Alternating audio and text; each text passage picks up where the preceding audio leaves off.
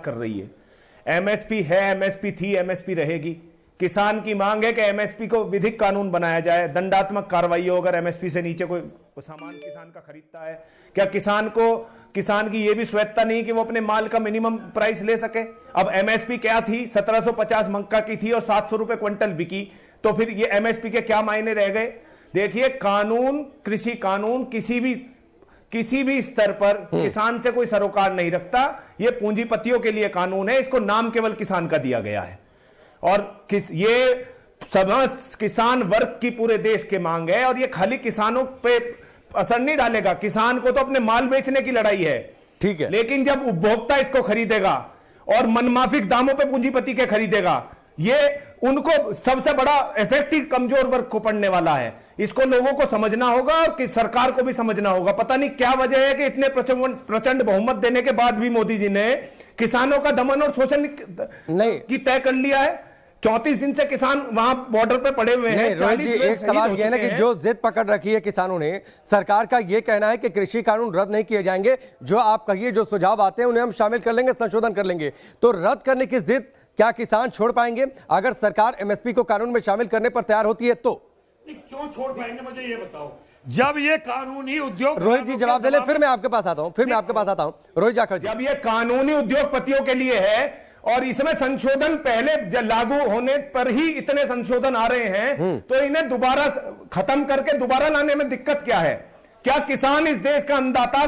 70-60 करोड़ लोग किसान हैं, कृषि वर्ग आधारित है, 70% आबादी इस देश की। और इस कानून से खाली किसान पे फर्क नहीं पड़ेगा, किसान का माल बेचने पे फर्क पड़ रहा है, और बाकी लोगों का मजलूम मजबूर जो मध्यम लोअर मिडिल क्लास है, जो मजदूर वर्ग है, उन लोगों वो खरीदेंगे कैसे इस माल को जब पूंजीपति अपने मनमाफिक रेटों पे बेचेंगे? ठीक है, एक ब्रेक का वक्त हो गया है। रोहित जी आप अपनी बात पूरी करिएगा, वक्त यहाँ पर एक ब्रेक का है, ब्रेक के उस पार भी आएंगे तो हमारी ये चर्चा लगातार चलती रहेगी कि क्या आज 7वें दौर की बातचीत से पहले, क्या नए साल के आगमन से 2 दिन पहले समाधान का कोई रास्ता निकल जाएगा, और नए साल में हम जब प्रवेश करेंगे तो कम से कम दिल्ली की दहलीज से किसानों का आंदोलन समाप्त हो चुका रहेगा।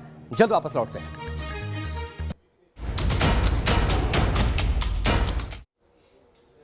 ब्रेक बाद चलिए आगे बढ़ते हैं, लगातार हमारी बड़ी कवरेज जारी है 7वें दौर की बातचीत से। क्या सुलह का रास्ता निकलेगा? तमाम मेहमान इस वक्त हमारे साथ जुड़े हैं, हमारे स्टूडियो में कुछ आम किसान भी मौजूद हैं। रोहित जाखड़ जी, सवाल बड़ा ये है, सरकार ये लगातार कह रही है और रमणीक जी भी इस बात की तस्दीक कर रहे हैं कि ऐसे कानून की मांग किसान करते रहे हैं।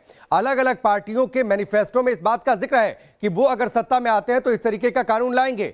फिर आखिरकार ये अचानक से विपक्ष भी इस मुद्दे पर आप लोगों के साथ आ खड़ा हुआ है। सरकार का यह कहना है कि विपक्ष इस मामले पर सियासत सिर्फ देख रहा है, वोटों की फसल काटने में लगा है।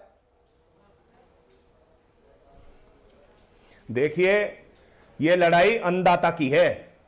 इसको बार बार विपक्ष का नाम देना, किसानों को खालिस्तानी आतंकवादी बताना, यह भ्रम फैलाने की स्थिति पैदा करने के अलावा इससे ज्यादा और कुछ नहीं है। किसान की मांग थी कि किसान को स्वावलंबी बनाया जाए। सन 70 से यह मांग लगातार चलती आ रही है, लेकिन किसान स्वावलंबी हो कहां रहा है?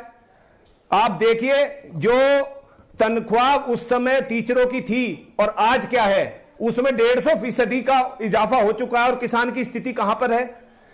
देखिए, आज स्थिति ऐसी है कि किसान की जो एमएसपी सरकार डिक्लेयर कर देती है, उस पे पूरे देश में प्रोक्योरमेंट 6% होता है। अब किसान, इस देश का 80% किसान 1 एकड़ से 2 एकड़ का किसान है। तो आप ये बताइए कि सरकार बार बार इस बात को समझकर भी समझना नहीं चाहती। ठीक है, क्या पूंजीपतियों के लिए इतनी वफादारी ठीक है? ठीक है, रमणीक जी जवाब देंगे रोहित जी की बात का। और मेरा एक और सवाल है कि सरकार बातचीत से पहले ही धमकाने का प्रयास करती है कि हम संशोधन नहीं करेंगे, हम कानून वापस नहीं लेंगे।